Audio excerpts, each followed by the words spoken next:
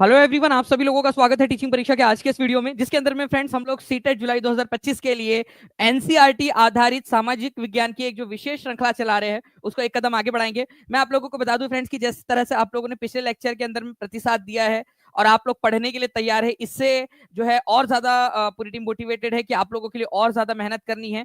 जिस तरह से आप लोगों में से मैक्सिमम लोगों ने एक प्रण लिया कि अब सर इस बार 140 प्लस का स्कोर जो है करना है, ठीक है, तो उस आपकी प्रतिज्ञा के अंदर में हम लोग भी आप लोगों के साथ में हैं और मिलकर जो है इस आपके इस टारगेट को जो है फ्रेंड्स अचीव करेंगे। तो चलिए आज के सेशन के अंदर में हम लोग शुरू करते हैं।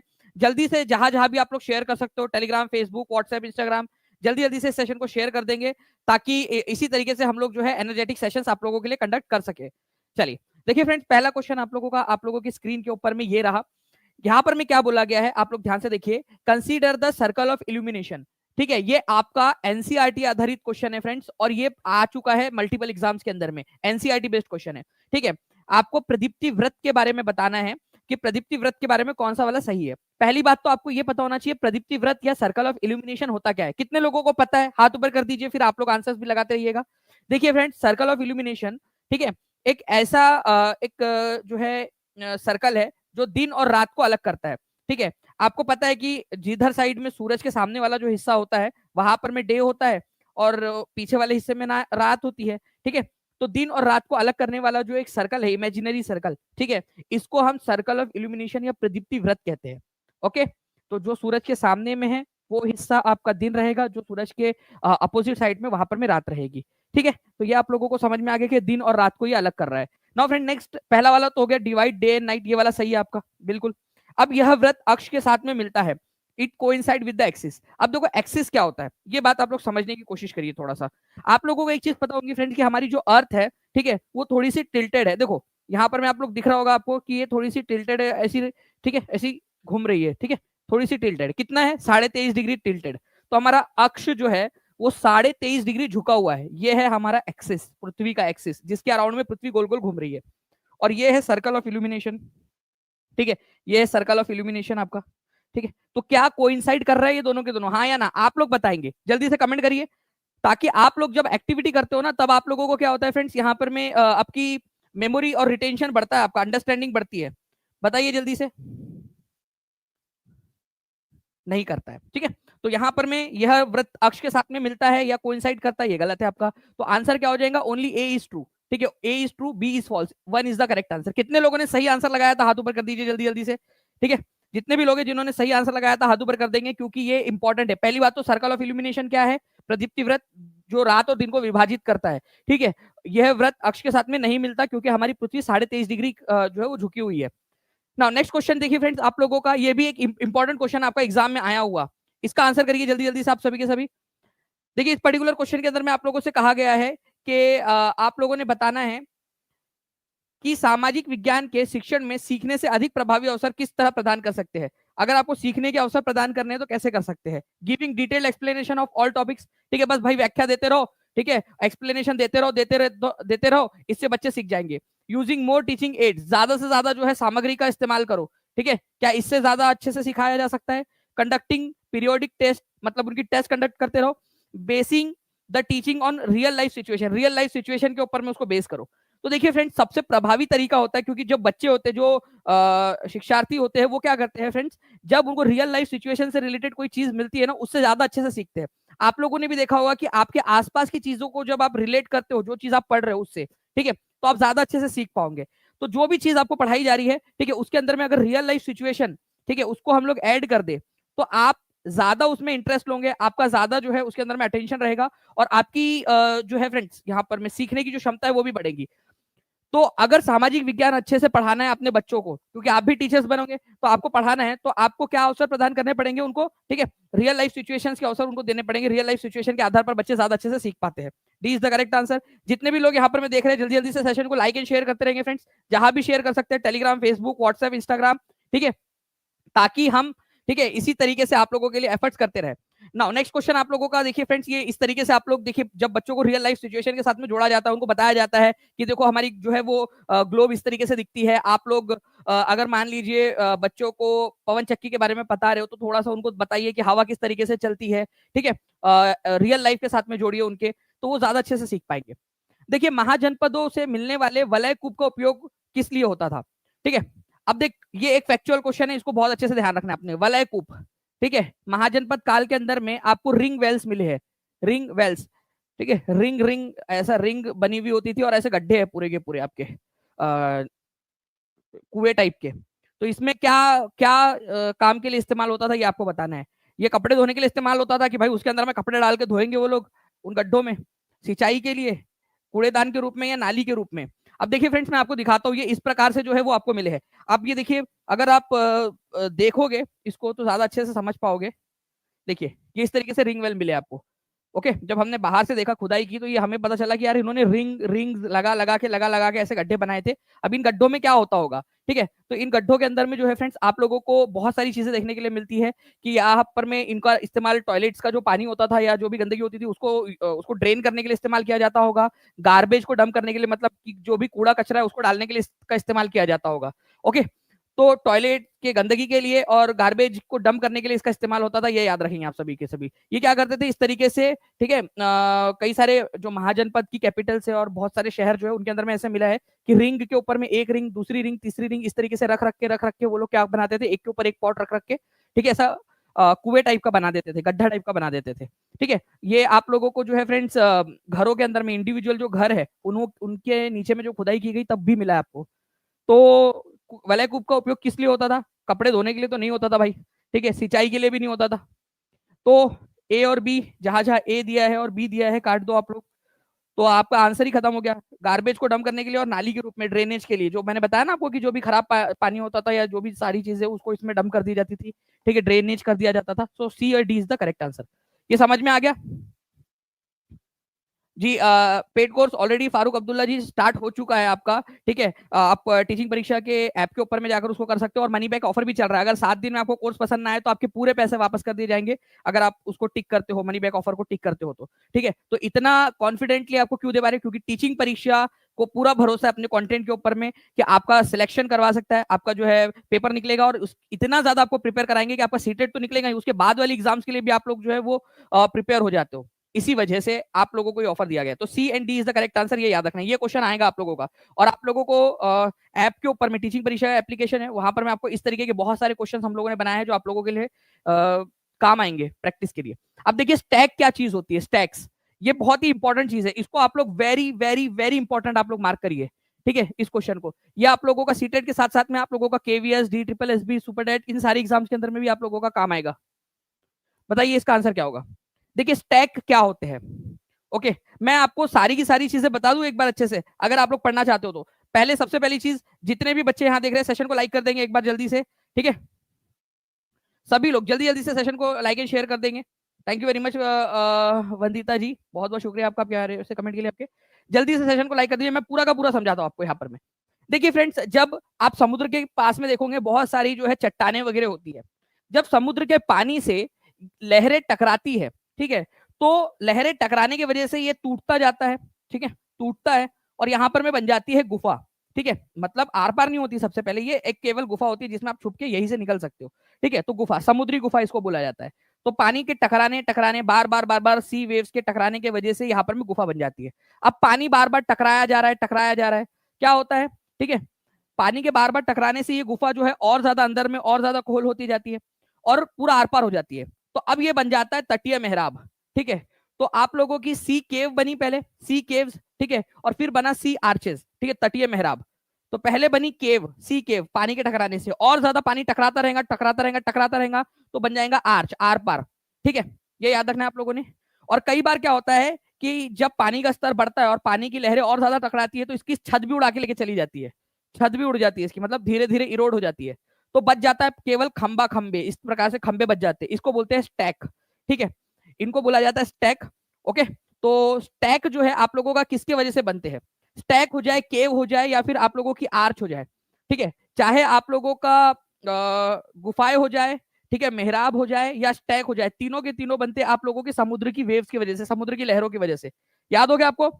जी हाँ, लाइव चल रही है पूजा शर्मा जी क्लास आपकी। और जितने भी बच्चे यहाँ पर मैं देख रहे हैं, मैं चाहूंगा कि हर एक बच्चा जल्दी से जहां भी शेयर कर सकता है शेयर कर देंगे, टेलीग्राम, फेसबुक, व्हाट्सएप, इंस्टाग्राम, ये आप लोगों के लिए प्री रिक्वेस्ट है।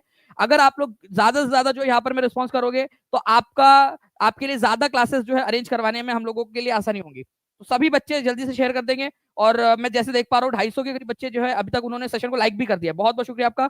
जितने भी बच्चे जिन्होंने लाइक कर दिया वो हाथ ऊपर कर देंगे एक बार जल्दी से, ताकि मैं देख सकूं कि कितने बच्चे यहाँ पर में जो है लॉयल बच्चे हैं जो पढ़ रहे हैं और अपना रिस्पॉन्स भी दे रहे हैं। निम्नलिखित में से कौन सी एक खनिजों की विशेषता नहीं है? अब खनिज क्या होते हैं? मिनरल्स। देखिए फ्रेंड्स, हर वह चीज जो किसी ना किसी तरीके से आपके काम में आ रही है, ठीक है, आप जिसका इस्तेमाल कर पाते हो अपने लाइफ के अंदर में, डेली लाइफ के अंदर में, ठीक है, अलग अलग तरीकों से, वो मिनरल है आप लोगों के लिए। They are created by natural process. Obvious सी बात है, आप घर पे तो बनाते नहीं हो, वो नेचुरल प्रोसेस से बनता है, ठीक है, प्राकृतिक क्रियाओं के द्वारा बनता है। जितने भी मिनरल्स आप लोगों को मिले हैं वो प्राकृतिक प्रक्रियाओं के द्वारा निर्मित हुए हैं, प्रकृति ने दिए आपको। They have definite chemical composition. हर कोई मिनरल का कोई ना कोई रासायनिक संगठन होता है, कोई ना कोई उनके अंदर में केमिस्ट्री होती है, ठीक है, कोई एलिमेंट्स, अलग अलग एलिमेंट्स है, ठीक है, उनका कंपोजिशन होता है उसमें। तो हर मिनरल अलग है, क्यों? क्योंकि हर किसी का डेफिनेट केमिकल कंपोजिशन होगा, अलग अलग जो है निश्चित रासायनिक संगठन होगा उसका, ठीक है, कोई ना कोई रसायन विज्ञान उसके अंदर में लगा हुआ ही होगा अंदर में। They are inexhaustible. वे असीमित है। ऐसा तो है नहीं कि वे असीमित है भाई, अगर आप बहुत ज्यादा उनको यूज करोगे तो वो खत्म हो जाएंगे मिनरल्स आप लोगों के। तो वे असीमित होते हैं, ये गलत है आपका कि वे असीमित है, वो असीमित नहीं है। अच्छा, आप खुद सोच के बताओ कि क्या मिनरल असीमित है? जितना चाहे उतना इस्तेमाल कर लो आप, ठीक है, ऐसा तो नहीं है ना, ठीक है। तो इनका वितरण असमान है। अब देखो आप, क्या आपके घर के नीचे में जो है आप लोगों को लोहा, ठीक है, और सोना चांदी ये सारी चीजें मिलती है क्या? नहीं, लेकिन कहीं कहीं पे मिलती है। कोई कोई कुछ जगह ऐसी होगी सोने की खदानें होंगी जहां पर में, चांदी की खदानें होंगी, हीरे की खदान होंगी वहां पर में। पेट्रोलियम देख लीजिए आप, ठीक है, यहाँ आपके घर के नीचे तो मिल नहीं रहा, लेकिन कहीं ना कहीं तो होगा जिसके जमीन के नीचे में जहाँ खोदोगे तो वहां पर में पेट्रोल निकल आएगा।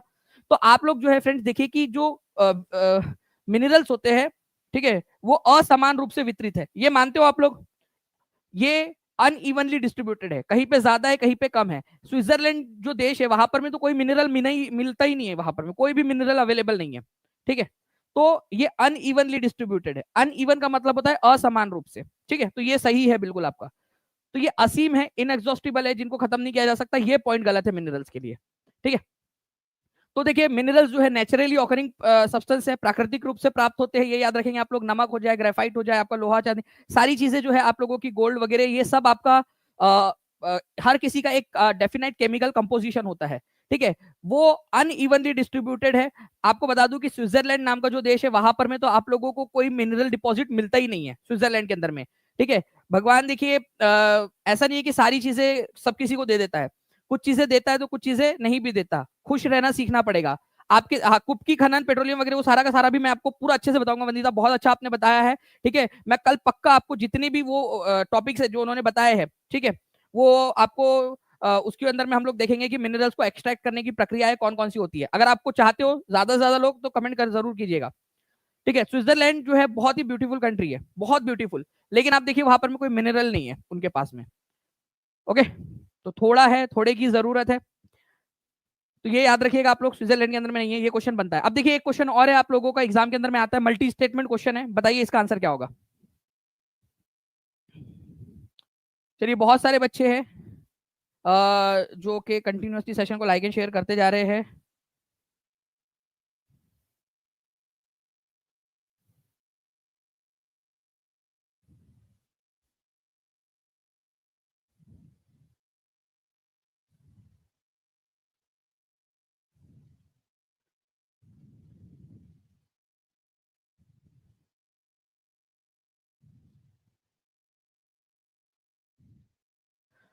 ओके तो देखिए फ्रेंड्स, यहाँ पर में ए एंड बी जो है सही उत्तर आपको चुनना है। Ashoka was the first ruler who try to take his message to people through inscription. Ashoka पहला शासक था जिसने शिलालेखों के माध्यम से, शिलालेख क्या होते हैं ये समझने की कोशिश करते हैं। शिलालेख जो है, देखिए शिला का मतलब होता है पत्थर, और पत्थरों के ऊपर में जो लिखाई की जाती है उनको बोलते हैं शिलालेख। इस तरीके से पत्थर या चट्टानों के माध्यम से अपना संदेश लोगों तक पहुंचाने का प्रयास किया उसने। भाई राजा था, लोगों तक मैसेज पहुंचाना है तो कैसे पहुंचाएगा? अच्छा मान लो कि आज जाके मोदी जी को जो है वो मैसेज पहुंचाना है, ठीक है, कि भाइयों बहनों मित्रों, ठीक है, मित्रिनियों, आज से 100 रुपए के, 10 रुपए के, 5 रुपए के, 1 रुपए का, 50 रुपए का, 200 रुपए का, 500 रुपए का, 2000 का, 1000 का, सारे नोट बंद, ठीक है, तो वो क्या करेंगे आप बताओ कि कैसे आके आपको आप तक मैसेज पहुंचाएंगे, आपका आप तक, आप बताओ, चलो देखते कितने लोग गैस कर पाते हैं।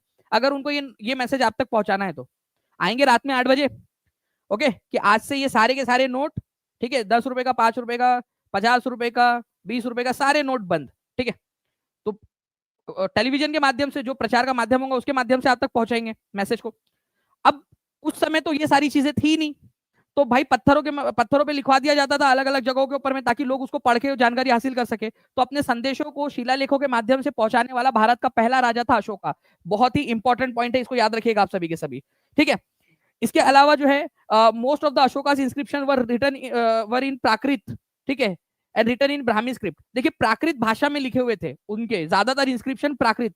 अच्छा आपको कौन सी भाषा आती है, चलो बताओ, आपकी मदर टंग कौन सी है? हाँ, ऑनलाइन के द्वारा, सोशल मीडिया के द्वारा भी फैला सकते हो आज जानकारी, क्योंकि वो मीडिया अवेलेबल है, उस समय नहीं था ना, इस वजह से शिलालेखों के माध्यम से पहुंचाता था अशोका। अब बताइए आप कि आपको कौन सी वाली भाषा आती है, ठीक है। तो आप लोगों को जो भाषा आती है वो है हिंदी, इंग्लिश, या जो भी आप जैसे साइमा जान बोल रहे हैं कश्मीरी आती है, उनको कश्मीर से हो गए मोस्ट प्रोबेबली वो, ठीक है। हिंदी बोल रहे हैं कुछ लोग, भोजपुरी बोल रहे हैं कुछ लोग, उर्दू बोल रहे हैं, ठीक है। देवनागरी भाषा देवनागरी भाषा नहीं है ना बेटा, ठीक है, देवनागरी एक लिपि है, देवनागरी लिखने की वो है। मराठी आती है तो महाराष्ट्र से होंगे मोस्ट प्रोबेबली, ठीक है। तो अलग अलग आप लोग बता रहे हो, लेकिन उस समय भारत के अंदर में ज्यादातर लोगों को प्राकृत भाषा आती थी, प्राकृत भाषा, ठीक है, प्राकृत। तो प्राकृत भाषा में उन्होंने लिखवाया, ठीक है। अगर आज मैं आप लोगों को मान लीजिए कि संस्कृत भाषा के अंदर में पढ़ाने लगूं तो मैक्सिमम लोगों को समझ में नहीं आएंगी, क्योंकि जनमानस में आजकल वो भाषा इतनी ज्यादा आप लोगों के लिए समझ के बाहर की बात है वो। तो जो भाषा आती थी लोगों को उसी भाषा के अंदर में लिखवाया, ठीक है। और उस समय में लिखने के लिए, जैसे आज देवनागरी लिपि का अ आ ई का इस्तेमाल करते हो आप लोग, वैसे ही उस समय में ज्यादा फेमस थी ब्राह्मी लिपि।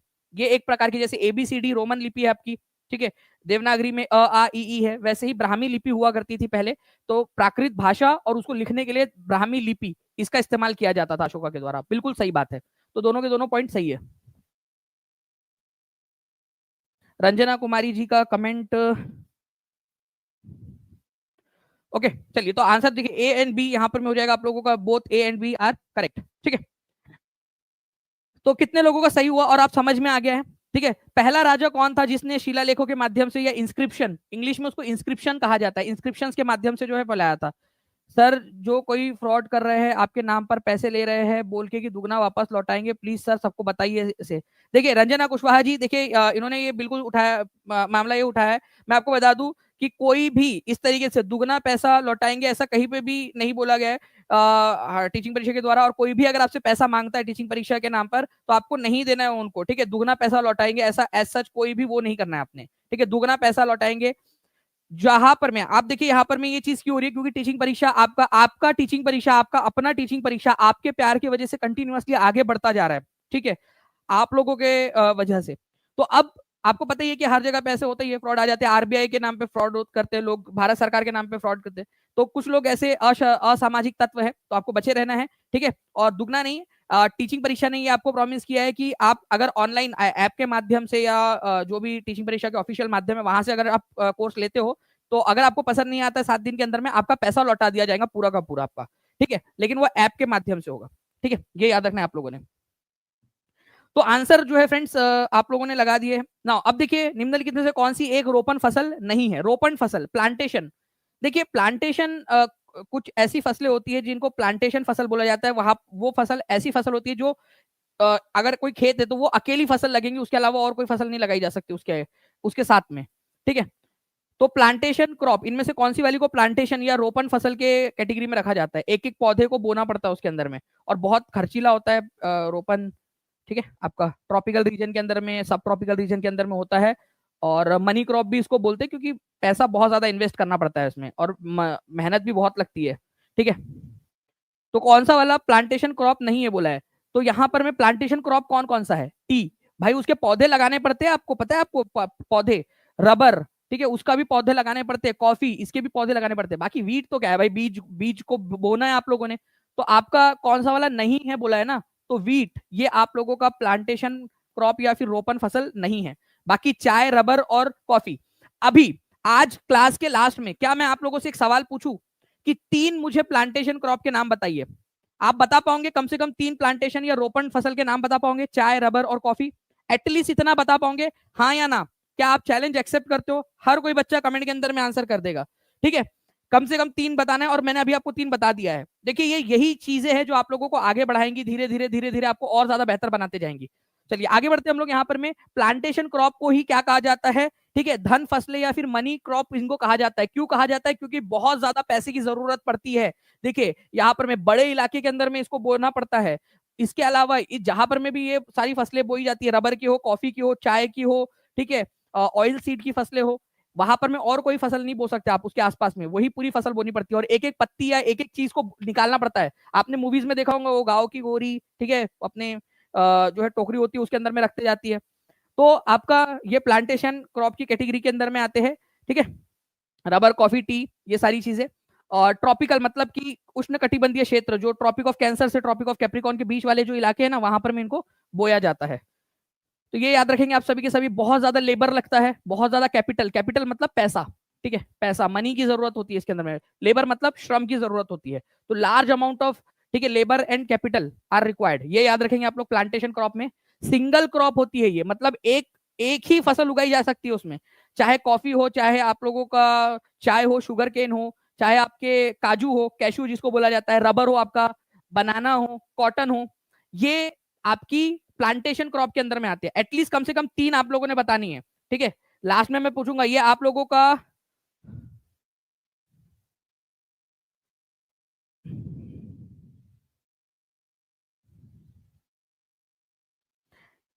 जी हाँ बिल्कुल, आपका बैच का टाइम आपका जो है आकृति यादव जी, आपको जब तक आपका पूरा पेपर नहीं होता, जब तक आपका होता नहीं, तब तक आपके पास में ही रहेंगी बैच, आपको टेंशन नहीं लेना है, ठीक है, आपके पास में ही रहेंगी वो बैच।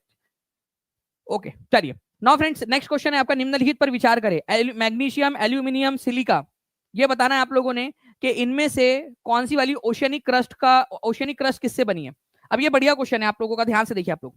मैं आप सभी लोगों से रिक्वेस्ट करूंगा फ्रेंड्स कि जितने भी लोग देख रहे हैं एक बार शेयर जरूर कर देंगे, सभी के सभी, चाहे टेलीग्राम हो, फेसबुक हो, इंस्टाग्राम हो, सभी जगह पे एक बार शेयर कर दीजिए हर एक बच्चा, ठीक है, जो चाहता है कि ऐसे ही और भी सेशंस आप लोगों के लिए होते रहे। आपकी जब तक पूरा आपका जॉब नहीं लग जाती तब तक टीचिंग परीक्षा पूरा आपके साथ में रहे, ठीक है, आपकी मदद करे, तो हर बच्चा अपना अपना रिस्पॉन्स देगा। सेशन को लाइक जरूर कर देना है, और चैनल को, जिन भी बच्चों ने अब तक टीचिंग परीक्षा चैनल को सब्सक्राइब नहीं किया, चैनल को सब्सक्राइब जरूर कर लेंगे, ठीक है। आप लोगों का जैसे ही एक वीक होगा आपका, ठीक है, मतलब कि 6-7 क्लासेस हो जाएगी, एक बड़ी टेस्ट आपकी ऑर्गेनाइज होंगी टीचिंग परीक्षा के एप्लीकेशन पर, फ्री ऑफ कॉस्ट सबके लिए, तो उसके लिए भी तैयार रहिए आप लोग। मैग्नीशियम, एल्यूमिनियम या सिलिका, चलिए मैं पहले आपको दिखाता हूँ, पूरा पढ़ाता हूँ, फिर उसके बाद में देखते हैं। ये है हमारी पृथ्वी, ठीक है, ये हमारी पृथ्वी है। आप हमारे पृथ्वी पर ही हो सभी लोग, कोई ऐसा तो नहीं है पृथ्वी के बाहर में कहीं तो भी घूम रहा है, सारे लोग पृथ्वी पर है। तो सबसे ऊपर वाली जो परत होती है पृथ्वी की, उसको बोला जाता है क्रस्ट, या फिर इसको हिंदी में कहते हैं परपटी। क्या बोलते हैं? क्रस्ट, या फिर हिंदी में कहते हैं परपटी। और सबसे ऊपर वाली लेयर, अभी आप पृथ्वी के ऊपर में ही खड़े हो सभी लोग, ठीक है, मतलब आप कहां पर में हो? क्रस्ट पर खड़े हो। तो जमीन को बता दो, ठीक है, अगर जमीन पर खड़े हो तो भाई जमीन, ठीक है, या बहन जमीन, जो भी आपको बोलना है, आप स्त्रीलिंग है पुल्लिंग है, आप लोग हिंदी वाली मैडम से पूछ लीजिएगा कि अभी जो है ना जिस पर अपन खड़े हैं वो क्रस्ट है, ठीक है, इसको परपटी बोला जाता है। पृथ्वी के 3 भागों में बांट सकते हैं, सबसे ऊपर वाली परत को क्रस्ट बोलते हैं। ये सब पृथ्वी की सबसे पतली लेयर है, पृथ्वी के वॉल्यूम का केवल 1% बनाती है। बाकी उसके नीचे जाओगे तो यहाँ पर में मिलेगा आपको मेंटल, ठीक है, मेंटल। और उसके अंदर में जाओगे पृथ्वी के गर्भ में बीच में, तो उसमें मिलेगा आपको कोर, जिसको हिंदी में क्रोड बोलते हैं। इंग्लिश में कोर बोलेंगे और हिंदी में बोलेंगे क्रोड। अब कोर जो है आपका, उसको भी 2 भाग में बांटा जा सकता है। आउटर कोर मतलब बाहर वाला कोर, और एक है इनर वाला कोर, ठीक है, आउटर कोर और इनर वाला कोर आपका। अब हमको बात करनी है फिलहाल के अंदर में क्रस्ट की। मैंने एक पूरा का पूरा लेक्चर लिया हुआ है पेड क्लास के अंदर में, जिसमें परपटी के बारे में, परपटी, mantle, outer core, inner core, सब कुछ पूरा पढ़ाया है। तो जितने भी बच्चे जुड़ना चाहते हैं टीचिंग परीक्षा के साथ में जुड़ सकते हैं। मनी बैक ऑफर है आपका, अगर आपको पसंद नहीं आता तो पूरा पैसा आपको वापस हो जाएगा 7 दिन के अंदर में, ठीक है। तो क्रस्ट जो है फ्रेंड्स, इसके बारे में देख लेते हैं। इसको 2 कैटेगरी में बांट सकते हैं। एक तो है वो क्रस्ट जिस पर जमीन है, जिस पर हम लोग खड़े हैं, और एक क्रस्ट है जिसके ऊपर में समुद्र है, ठीक है। तो कंटिनेंटल क्रस्ट जो जमीन है, महाद्वीपीय परपटी जिस पर आप खड़े हो, ये मान लीजिए आप हो। आपका नाम क्या है? जल्दी से लिख दीजिए कमेंट के अंदर में आप लोग अपना अपना नाम, और आप कौन से वाले क्रस्ट पर खड़े हो, महाद्वीपीय परपटी पर खड़े हो आप, ठीक है। और जिस जिस क्रस्ट के ऊपर में समुद्र है, ठीक है, जिसके ऊपर में पानी है, उसको बोला जाता है महाद्वीपीय परपटी, ओशियनिक क्रस्ट। अच्छा, देखिए महाद्वीपीय क्रस्ट जो है फ्रेंड ज्यादा मोटी है as compare to the oceanic crust. ठीक है, महाद्वीपीय परपटी कंटिनेंटल क्रस्ट ज्यादा मोटी है as compare to oceanic crust. Continental crust की जो मोटाई है वो है 35 किलोमीटर और ओशियनिक क्रस्ट की मोटाई है 5 किलोमीटर। ठीक है, 35 किलोमीटर है महाद्वीपीय परपटी की मोटाई और ओशियनिक क्रस्ट की है 5 किलोमीटर। तो ज्यादा मोटा कौन है? कॉन्टिनेंटल क्रस्ट मोटा है। भाई आप लोगों का वजन, मेरा वजन, हम सबका वजन उठा रहा है तो भाई मोटाई चाहिए होगी ना उसके अंदर में। अब चलिए बात करते हैं कि किस चीज से बनी है। अगर मैं बात करूं कॉन्टिनेंटल क्रस्ट की, जिसके ऊपर में आप खड़े हो, ठीक है, वो बनी है सिलिका और एल्यूमिनियम से, जिसको सियाल आप लोग शॉर्ट में बोल सकते हो, सियाल। ठीक है, सीएल या सियाल। ठीक है, सिलिका और एल्यूमिनियम। मैं बात करूं अगर आप लोगों से ओशियनिक क्रस्ट की, तो सिलिका और मैग्नीशियम, जिसको हम सीमा बोल सकते हैं। ठीक है, सीमा, सीमा या सीमा। ओके, ये याद रखना है आप सभी लोगों ने। अब इसको हमेशा याद रखने का एक अच्छा तरीका है कि ओशियनिक क्रस्ट किससे बनी है? पानी। ओशियनिक क्रस्ट जो है आपका सीमा से बनी है। भाई डुबाता कौन है? ठीक है, ज्यादातर समय में, मतलब लड़की का चक्कर बाबू भैया। ठीक है, लड़की का चक्कर, है ना, मतलब सीमा के चक्कर में रहोगे तो डूब जाओगे। ठीक है, वो सचिन डूब गया, पता है ना, वो पाकिस्तान की सीमा आई थी और बेचारे को डुबा दी, पता नहीं आजकल कहाँ है वो, दिख नहीं रहा न्यूज में आजकल।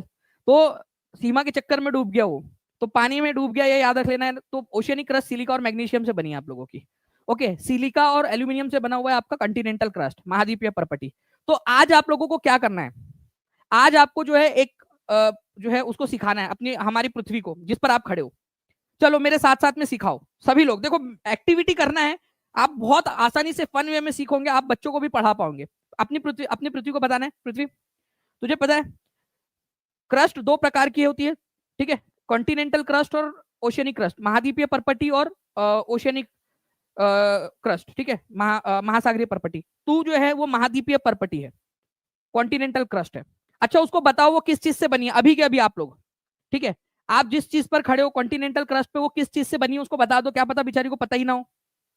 ठीक है, और कभी भी समुद्र के किनारे पे जाओगे तो समुद्र के किनारे पे झांक कर बोलना, समुद्र तुझे पता है? तो जिसके ऊपर में खड़ा है ना, ठीक है, जिसके ऊपर में फैला हुआ है वो है ओशियनिक क्रस्ट और वो सीमा से बनी हुई है, सिलिका और मैग्नीशियम से। अच्छा, मोटा कौन है? ठीक है, कॉन्टिनेंटल क्रस्ट मोटी है, ठीक है, ज्यादा थिक है, और ओशियनिक क्रस्ट पतली है। अब इस क्वेश्चन का आंसर मुझे लगता है आप लोग बहुत आसानी से कर पाओगे। चलिए अब बता दीजिए यहाँ पर मैं आप सभी, जल्दी जल्दी से सेशन को लाइक एंड शेयर करते रहेंगे आप सभी। अगर आप चाहते हो कि ऐसे ही और भी बहुत सारे सेशंस आप लोगों को करवाए जाए तो सेशन को लाइक एंड शेयर करते रहेंगे सभी के सभी बच्चे।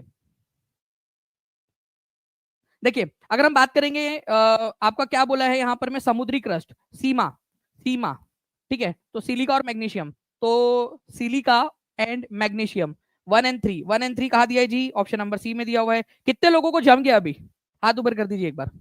अगर जम गया है तो हाथ ऊपर कर दो एक बार जल्दी जल्दी से। ठीक है, कि हाँ समझ में आ गया।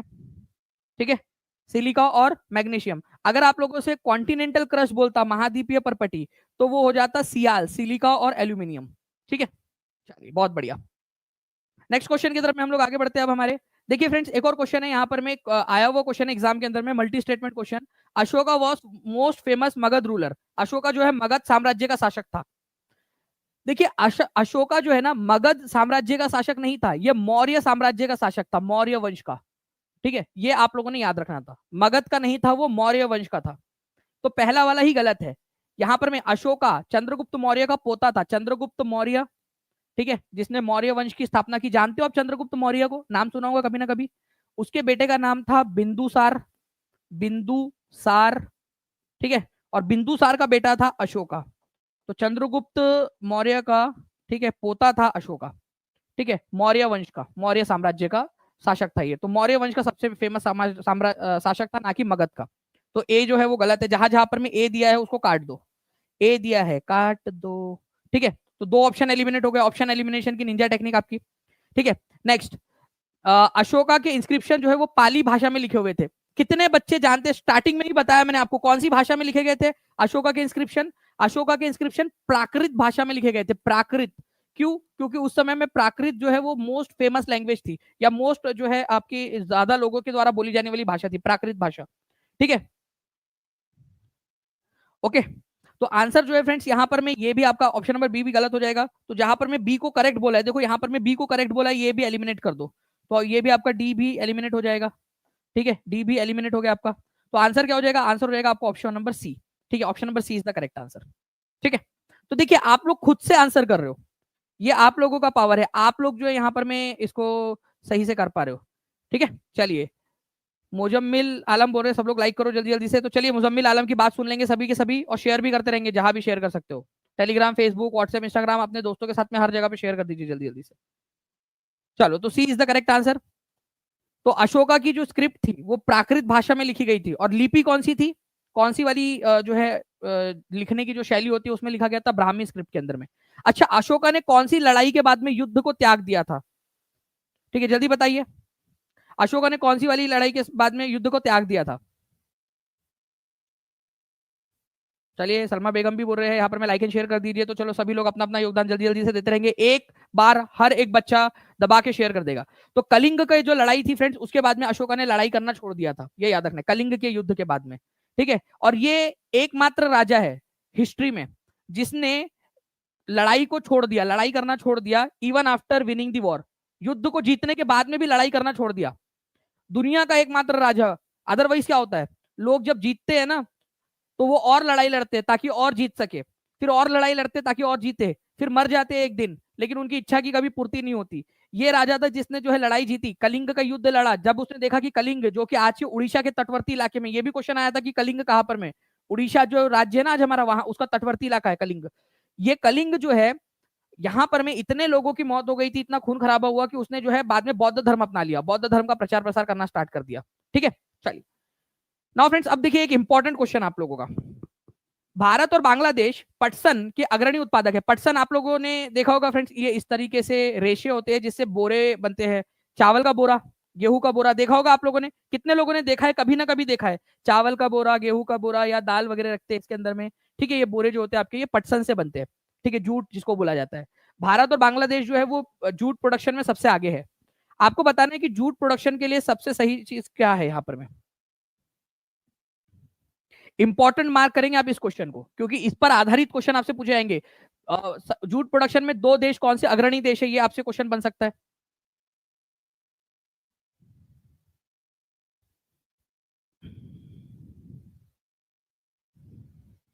देखिए यहां पर मैं क्या बोला, it grows well in alluvial soil. देखो इसको एल्यूवियल या जलोढ़ मिट्टी जो होती है ना, उसमें बहुत अच्छे से उगता है ये जलोढ़ मृदा। जलोढ़ मृदा जो है ये नदी और उसके आसपास वाले जो इलाके होते हैं ना, नदियों में बाढ़ आती है, उस वजह से ये जलोढ़ मृदा बनती है आपकी। तो एलुवियल सॉइल या जलोढ़ मृदा जो है उसमें पटसन बहुत अच्छे से उगता है। और एलुवियल सॉइल सबसे बेस्ट टाइप की सॉइल होती है, मतलब भाई को सबसे बेस्ट चीज चाहिए पटसन को। ठीक है, तो जी बिल्कुल सही है ये वाला आपका, कि जलोढ़ मिट्टी में बहुत अच्छे से उगता है। इसको हाई टेम्परेचर चाहिए होता है, बहुत अधिक तापमान की जरूरत होती है। जी हाँ बिल्कुल, इसको बहुत ज्यादा तापमान की जरूरत है। ठीक है, गर्मी चाहिए, कतई जादू बन रखा है ये आप लोगों का। ठीक है, बहुत ज्यादा गर्मी चाहिए इसको। ठीक है, तो गर्मी चाहिए, बहुत ज्यादा हाई टेम्परेचर चाहिए इसको। ठीक है, इट रिक्वायर्स लो टेम्परेचर। अब या तो ये सही होगा या तो ये सही होगा, लो टेम्परेचर सही होगा या तो फिर हाई टेम्परेचर सही होगा, है ना। जब मैंने कह दिया आप लोगों से कि इसको हाई टेम्परेचर चाहिए, तो लो टेम्परेचर वाला पॉइंट अपने आप क्या होता है, गलत हो जाता है। जब मैंने आपको बता दिया कि इसको हाई टेम्परेचर चाहिए, तो लो टेम्परेचर वाला गलत हो गया। तो जहां जहां सी है काटो, पहले सी को करेक्ट बोला है काटो, सी को करेक्ट बोला है काटो, सी को करेक्ट बोला है काटो। भाई ये तो आंसर आ गया आप लोगों का, 1 एलिमिनेट हो गया, 2 एलिमिनेट हो गया, 4 एलिमिनेट हो गया एकदम से। ठीक है, वक्त बदल गए, हालात बदल गए, जज्बात बदल गए, और आपका आंसर आ गया A B and D. D को पढ़ने की भी जरूरत नहीं पड़ी। इसको जो है friends high temperature, heavy rainfall और हैवी ह्यूमिडिटी, ह्यूमिडिटी मतलब नमी, ठीक है, उसकी जरूरत होती है। तो high temperature, high rainfall, high humidity, high temperature और सबसे अच्छी क्वालिटी की मिट्टी, सब कुछ अच्छा चाहिए इसको। ठीक है, अगर ये कभी जूट जो है ये लड़का होता, ठीक है, तो इसकी कभी शादी नहीं हो पाती। क्यों? क्योंकि सब इसको सब चीज अच्छी चाहिए भाई, कहीं ना कहीं कॉम्प्रोमाइज करना पड़ता है। ठीक है, ठीक है, मतलब आपको ऐसा जरूरी नहीं है कि हर समय आपको सूरज मिल जाए। ठीक है, जुगनुओं से भी निस्बत रखनी पड़ती है, आपको दोस्ती रखनी पड़ती है। तो पटसन जूट उसको सब अच्छी अच्छी चीजें चाहिए, अच्छी वाली मिट्टी, high temperature, high heavy rainfall, heavy humidity. ठीक है, लो टेम्परेचर में काम नहीं चल रहा भाई का, तुम्हारे लो रेनफॉल में काम नहीं चल रहा इसका। ठीक है, क्या क्या बनता है सर पटसन से, ये बोरे वगैरह बनते हैं, ये दिख रहे हो आप, जिसके अंदर में आप स्टोर करके करके रखते हो ना। ठीक है, कई बार वो बिछौना जो होता है वो बनता है पटसन से। चलिए, तो ए बी एंड डी, ठीक है, ये सही है आपका। तो आपका A B and D option number 3 में दिया हुआ है, समझ में आ गया, अब अगले बार कर पाओगे आप लोग। ठीक है, अब देखिए आप लोग, ये एग्जाम में आया हुआ क्वेश्चन था आपका, और टीचिंग परीक्षा ने ऑलरेडी आपको पढ़ाया हुआ है। तो टीचिंग परीक्षा ने जो पढ़ाया है वही एग्जाम के अंदर में आप लोगों का आया है। तो जितने भी बच्चे जुड़ना चाहते हैं टीचिंग परीक्षा के साथ में 76111011019697 888 ये नंबर चल रहा है। तभी भी बोला था ज्वाइन कर लो, फायदे में रहोगे, और अभी भी आपसे बोल रहा हूँ, ठीक है। इसको गोल्डन फाइबर भी बोला जाता है, देखिए ये भी याद रखेंगे, सुनहरा रेशा। सर थोड़ा सा बस, दानिश सर थोड़ा सा साइड हो जाएंगे क्या सर प्लीज, बस थोड़ा सा, हाँ। तो देखिए सुनहरा रेशा भी इसको कहा जाता है, ये याद रखना है आप लोगों ने। इसको गोल्डन फाइबर बोलते हैं। एलुवियल सॉइल चाहिए, हाई टेम्परेचर चाहिए होता है इसको, और इंडिया और बांग्लादेश के अंदर में बहुत अच्छा उगता है ये, इंडिया और बांग्लादेश, ठीक है। ओके, तो एग्जाम में आया हुआ क्वेश्चन आपका ना। आगे बढ़ते हम लोग यहाँ पर में ज्योतिराव फुले की जो एक पुस्तक है 1873 की, ठीक है, जिसका नाम है आपका गुलामगिरी। ये पुस्तक जो है उन्होंने किसको समर्पित की थी, डेडिकेट की थी ज्योतिराव फुले ने। तो निम्न जातियों की दुर्दशा पर ज्योतिराव फुले की जो पुस्तक थी जो 1873 में आई थी, वो उसको उन्होंने किसको समर्पित की थी। अब ये जो बुक का बात ये जो बुक की बात हो रही है ना, उस बुक का नाम है गुलामगिरी, ठीक है, गुलामगिरी, गुलामगिरी, ठीक है। ये गुलामगिरी पुस्तक उन्होंने कैसे लिखी। अब इसका एक आप ये चीज समझिए, ये चाहते थे कि जो निम्न जाति के जो लोग हैं, जो लोअर कास्ट के जो लोग हैं, उनकी भारत में दशा बहुत खराब है, उनको अछूत माना जाता है, लोअर कैटेगरी का माना जाता है। तो उनमें एक आत्मसम्मान जगाने के लिए कि भाई तुम भी कर सकते हो, तुम भी अपने अधिकारों के लिए लड़ सकते हो, तुम भी जो है जब मांगोगे अपने अधिकार मांगोगे तो तुमको अधिकार मिलेंगे, अपने अधिकारों के लिए लड़ाई करनी पड़ेगी। तो उन्होंने क्या तरीका अपनाया जो हमारे भारत की जो है पत्नियां, ठीक है, वो अपनाती है। मान लो उसको अपने पति से जो है डायमंड की रिंग चाहिए, एग्जाम्पल सपोज फर्ज करो, ठीक है। तो क्या होगा, वो अपने पति को जाकर पता है क्या बोलेंगी, अजी सुनते हो, तुमको पता है बाजू वाले जो शर्मा जी है ना, ठीक है, वो बहुत अच्छे पति है, वो बहुत अच्छे, मतलब शर्माइन जो है वो बहुत तारीफ कर रही थी अपने पति की कि दुनिया के सबसे बेस्ट हस्बैंड है, ठीक है। पता है उनकी वेडिंग एनिवर्सरी थी ना, तो उनको डायमंड की रिंग लाके दी है। भगवान ऐसा पति सबको दे, मतलब अपने पति के सामने वो बाजू वाले के पति की तारीफ कर रही है। तो अपने पति जो उसका खुद का पति, उसका आत्मसम्मान जो है उसको ठेस पहुंचेंगी, भाई यार मेरे को भी लाके देना पड़ेगा, इमोशनल ब्लैकमेल कर दिया उसने, लाकर देना पड़ेगा। तो इन्होंने क्या किया, गुलामगिरी पुस्तक जो है किसको समर्पित कर दी। गुलामगिरी पुस्तक जो है, ये जो एंटी स्लेवरी एक्टिविटी हुई थी अमेरिका में, सिविल वॉर में, अमेरिका के अंदर में क्या हुआ था, एक गृह युद्ध हुआ था जिसमें दास प्रथा को खत्म कर दिया गया। ये दास लोग जो थे इन्होंने लड़ाई लड़ी और इस दास प्रथा को खत्म किया, ठीक है। तो जो कार्यकर्ता थे जिन्होंने ये दास प्रथा के खिलाफ लड़ाई लड़ी और दास प्रथा को खत्म करवाया अमेरिका में, उनको समर्पित किया, बोला कि मैं इनको समर्पित करता हूं। उनका अंदाजा था कि इस तरीके से हमारे भारत के जो निम्न जाति के लोग हैं जिनको उनके अधिकारों से वंचित किया गया, उनके अंदर में भी आग जगेगी कि भाई हमको भी जो है हमारे अधिकार चाहिए।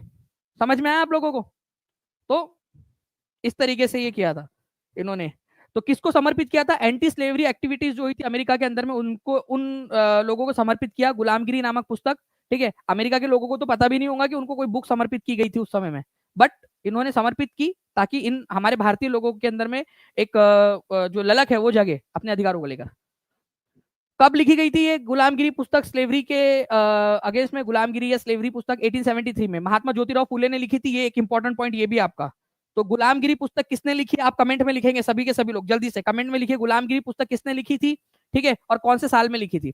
नेक्स्ट, अब देखिए फ्रेंड्स, यहाँ पर मैं क्वेश्चन आप लोगों का इस तरीके से भी बन रहा है एग्जाम के अंदर में, अगर कोई इलाका जंगल बनता है तो वहां पर में किस प्रकार की रेनफॉल होगी, कैसी वर्षा वहां पर में पड़ रही होंगी।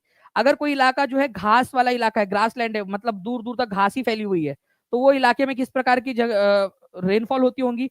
और वहां कहीं पे अगर कटीली झाड़ियां है तो वहां पर में किस प्रकार की रेनफॉल होती होंगी, जल्दी से बताएंगे इसका आंसर। एक बार जल्दी से सेशन को लाइक एंड शेयर जरूर करते रहेंगे फ्रेंड्स, ठीक है। टेलीग्राम, फेसबुक, व्हाट्सएप, इंस्टाग्राम, एक बार सभी लोग जोर लगा के हाइशा बोल के हर एक बच्चा अपना अपना योगदान दे देगा, और जिसने भी शेयर कर दिया एक बार हाथ ऊपर करके बता भी देगा कि जी सर शेयरिंग डन, ठीक है, और लाइक भी डन। ओके, चलिए जल्दी जल्दी से बताइए इसका आंसर क्या होने वाला है आपका। देखिए अगर मैं बात करूं फ्रेंड्स फॉरेस्ट की आपकी, तो फॉरेस्ट जो है ये याद रखना है आप सभी लोगों ने। ओके, तब बनेगा जब जो है प्लेंटी, मतलब अत्याधिक वर्षा होगी, प्लेंटीफुल रेन, मतलब बहुत ज्यादा अत्याधिक वर्षा होगी, वहां पर में क्या बनेगा, जंगल बन जाएगा। अगर मान लीजिए कि मॉडरेट रेनफॉल हो रही है, ठीक है, मध्यम वर्षा हो रही है, तो वहां पर में बनेंगे घास के मैदान।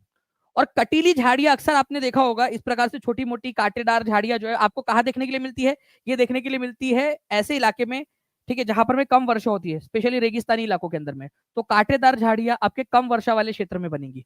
तो अब बताओ आंसर क्या होगा, जल्दी से आप लोग खुद से आंसर लगाइए ताकि आपके दिमाग के अंदर में बैठ जाइए। स्टेटस लगा दो सब, देखो मुजम्मिल बोल रहे हैं कि सभी लोग स्टेटस लगा दीजिए करके, ठीक है, तो स्टेटस के अंदर में भी लगा सकते हो आप लोग लिंक को, ताकि ज्यादा से ज्यादा लोगों तक जो है ये बात पहुंच सके और हम इसी तरीके से और सेशंस को कंडक्ट करवा सके। ठीक है, तो आंसर यहाँ पर में क्या होगा, एक ही जोड़ी जो है 3 के साथ लगनी है, एक ही जगह पे लगी थी, ऑप्शन एग्जाम में के ही ऑप्शन है, आंसर आ गया आपका बी की जोड़ी 1 के साथ और सी की जोड़ी 2 के साथ। ओके, चलिए, एनसीईआरटी बेस्ड चीजें हैं, एनसीईआरटी बेस्ड पढ़ा रहा हूँ, तो आप लोग फायदे में रहोगे, एनसीईआरटी के आधारित आप लोग पढ़ रहे हो। नेक्स्ट क्वेश्चन देखिए फ्रेंड्स, यहाँ पर मैं एक पॉइंट आपका, जिस बच्चे ने पिछला क्वेश्चन देखा है वो अच्छे से इसका आंसर कर पाएगा।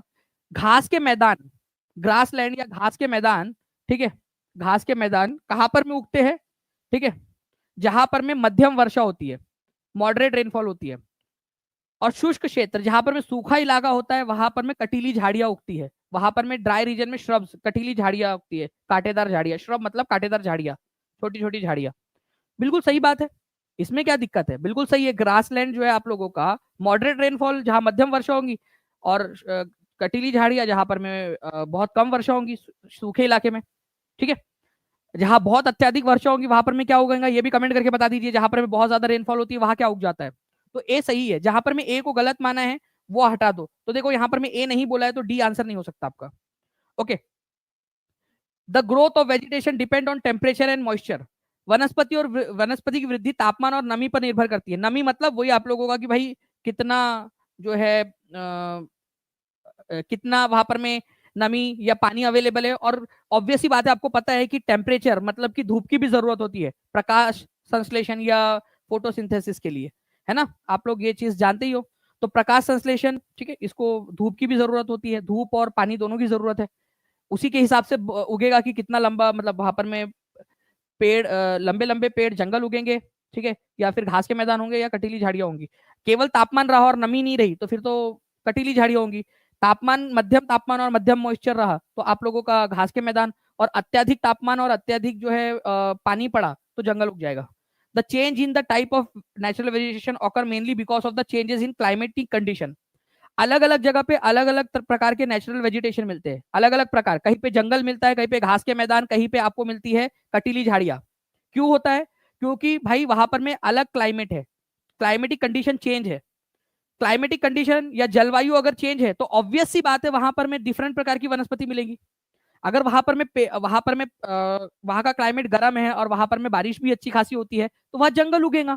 अगर वहां पर में मध्यम वर्षा है वहां का क्लाइमेट, ठीक है, और वहां पर में मध्यम तापमान की गर्मी पड़ती है तो वहां पर में घास के मैदान उगेंगे। तो क्लाइमेट कंडीशन चेंज हो गई तो वहां का नेचुरल वेजिटेशन मतलब वहां की जो प्राकृतिक वनस्पति है वो भी चेंज हो जाएंगी। मानते हो ये बात, जितने लोग मानते हैं हाथ ऊपर कर दीजिए अगर अंडरस्टैंड हो गया है तो। क्लाइमेट चेंज तो वहां पर में उस इलाके में मौजूद नेचुरल वेजिटेशन भी चेंज। ठीक है, तो यहाँ आंसर हो जाएगा आपका all A B and C are correct, और ये एक्चुअल एग्जाम का क्वेश्चन है आप लोगों का, एक्चुअल क्वेश्चन जो एग्जाम के अंदर में आया हुआ है। ठीक है, तो सी इज द करेक्ट आंसर। ऐसे ही क्वेश्चंस मैं आपको बार बार करवाता रहूंगा, टीचिंग परीक्षा के ऊपर में हम लोग जो है इसकी टेस्ट भी देते रहेंगे, और जैसे ही आपके 7 लेक्चर होंगे फ्रेंड्स मैं आप लोगों को एक बड़ी टेस्ट देने वाला हूं, तो स्टे ट्यून। जितने भी बच्चे जिन्होंने टीचिंग परीक्षा का एप्लीकेशन डाउनलोड नहीं किया वो एप्लीकेशन भी डाउनलोड करके रख लेंगे। ओके, चलिए आगे बढ़ते हैं हम लोग फ्रेंड्स। तो एक क्वेश्चन हिस्ट्री का देखते हैं। यहाँ पर मैं अकबरनामा के अनुसार सूबेदार के कार्यभार कौन, मतलब सूबेदार कौन सा कार्यभार संभालता था। अकबरनामा के अनुसार अलग अलग पोस्ट थी, ठीक है, जैसे कि सदर जो होता था व्यक्ति जिसको सदर कहा जाता था वो क्या करता था, ठीक है, धार्मिक मामलों को देखता था, ठीक है, और फौजदार जो होता था वो मिलिट्री के जो डिपार्टमेंट है उनको देखता था, ठीक है, कोतवाल जो होता था वो पुलिस, शहरी इलाकों में जो पुलिस की जो काम होते थे वो वाले काम देखता था। सूबेदार क्या करता था, तो सूबेदार जो है फ्रेंड्स किसी भी सूबे में, सूबा मतलब राज्य, अकबर के समय में, ठीक है, अलग अलग समय अलग अलग पूरे देश को अलग अलग सूबों में, जैसे आज भारत को अलग अलग सूबों में बांटा गया ना, वैसे अलग अलग राज्यों में बांटा गया था, ठीक है, अलग अलग राज्यों में। तो वहां के जितने भी मिलिट्री फंक्शंस है, ठीक है, उस इलाके के वो क्या करता था उनको देखता था, ठीक है, मिलिट्री फंक्शंस को या फिर पॉलिटिकल फंक्शंस को या रिलीजियस फंक्शन को या फिर फाइनेंशियल फंक्शंस को, पॉलिटिकल एंड फाइनेंशियल, जल्दी से बताइए आप लोग। ठीक है, तो अकबरनामा के अनुसार राजनीतिक और सैनिक, ठीक है, राजनीतिक और सैनिक जो मामले होते थे वो क्या करता था, सूबेदार देखता था, ये याद रखेंगे। मिलिट्री फंक्शन उस सूबे का, मान लो कि यहां पर में कोई एक है, ये आपका दोस्त है, ठीक है, जिसका नाम है राजू, राजू को अकबर ने बंगाल सूबे का सूबेदार बना दिया, तो बंगाल का जो मिलिट्री जितना भी काम है वो क्या देखेगा, ठीक है, सूबेदार के अंदर में आएगा, और वहां के जितने भी पॉलिटिकल काम है, ठीक है, राजनीतिक काम है वो भी राजू संभालेगा। ओके, तो पॉलिटिकल और मिलिट्री फंक्शन संभालने की जिम्मेदारी उस सूबेदार की होती थी। सूबेदार मतलब, ठीक है, उस राज्य का प्रमुख। आज मान लो आप कौन से राज्य से बिलोंग करते हो, बताइए जल्दी से। आप कौन से राज्य से बिलोंग करते हो? कोई ना कोई सूबा, अब उर्दू में बोलना है, साधारण भाषा में बोलना है तो आप सूबा बोल सकते हो। ठीक है, तो आप कौन से सूबे से या कौन से राज्य से बिलोंग करते हो? अभी आज के समय में आप जो है यूपी से बिलोंग करते हैं, रेणु दुबे जी बोल रहे हैं। तो आप बताइए आपके सूबे का सूबेदार कौन है? लेकिन आज के समय में आपका जो सूबेदार है उसके पास में केवल पॉलिटिकल काम है, पॉलिटिकल फंक्शंस है। ठीक है, बिहार में, ठीक है, नीतीश कुमार जी, उनके पास में पॉलिटिकल फंक्शंस है, मिलिट्री फंक्शंस आज के सूबेदार के पास में नहीं है। ठीक है, झारखंड से बिलोंग करते हो आप, ठीक है, तो जो सोरेन है हमारे, ठीक है, सोरेन भाई साहब, तो वो आपका हो गया। और कहाँ से? वेस्ट बंगाल, दीदी ममता दीदी। महाराष्ट्र से है, ठीक है, फडणवीस साहब। तो ये सूबेदार आपके मतलब या राज्य के प्रमुख जो भी है, अभी पॉलिटिकल फंक्शन है केवल उनके पास में। अभी मिलिट्री वाले फंक्शंस आज आज के समय में केवल और केवल वो हमारे देश के राष्ट्रपति जो है उनको तीनों सेनाओं का प्रमुख माना जाता है। ठीक है, चलिए गुड। तो आंसर इसका ऑप्शन नंबर ए हो जाएगा।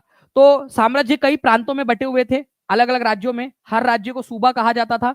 सूबे का जो प्रमुख होता था उसको सूबेदार कहते थे, और सूबेदार का काम उस सूबे की राजनीतिक और सैनिक दोनों प्रकार के कार्यों का निर्वहन करने की जिम्मेदारी इसकी होती थी।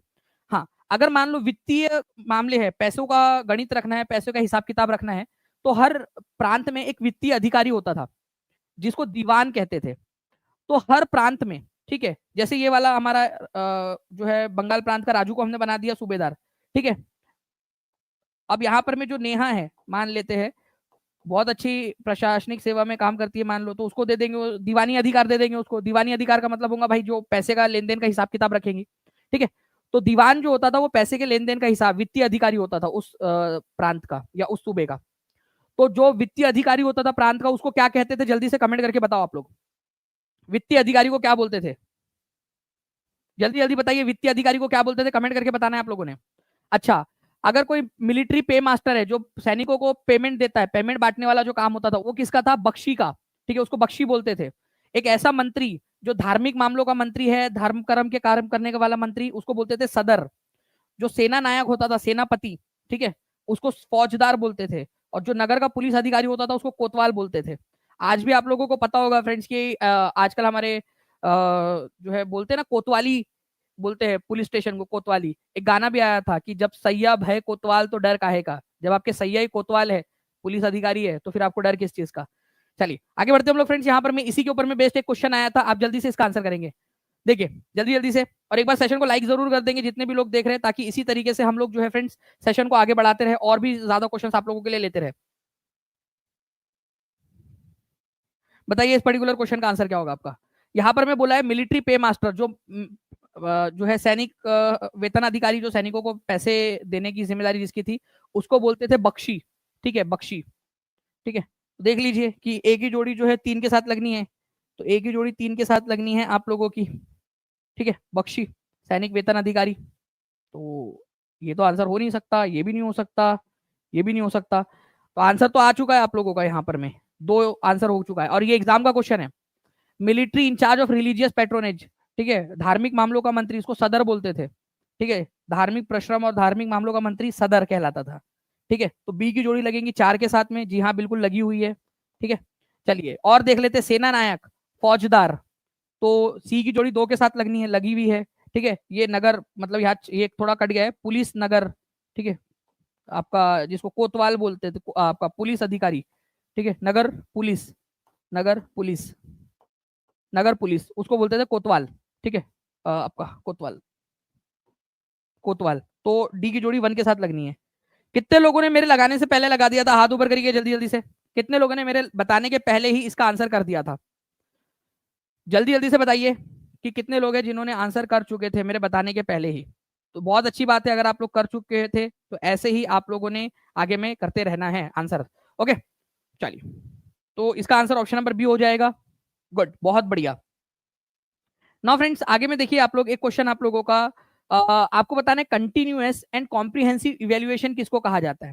ठीक है, सतत एवं व्यापक मूल्यांकन, बताइए। इसको आप लोग शॉर्ट में सीसीई भी बोलते हैं, और ये कब आया था ये भी बता दीजिएगा, किसने इंट्रोड्यूस किया था कंटिन्यूअस एंड कॉम्प्रिहेंसिव इवैल्यूएशन? आप लोगों के केवीएस के अंदर में पूछे जाने की बहुत अधिक संभावना है। तो 2009 के अंदर में जो है फ्रेंड्स सीसीई को जो है सीबीएसई ने प्रस्तुत किया था।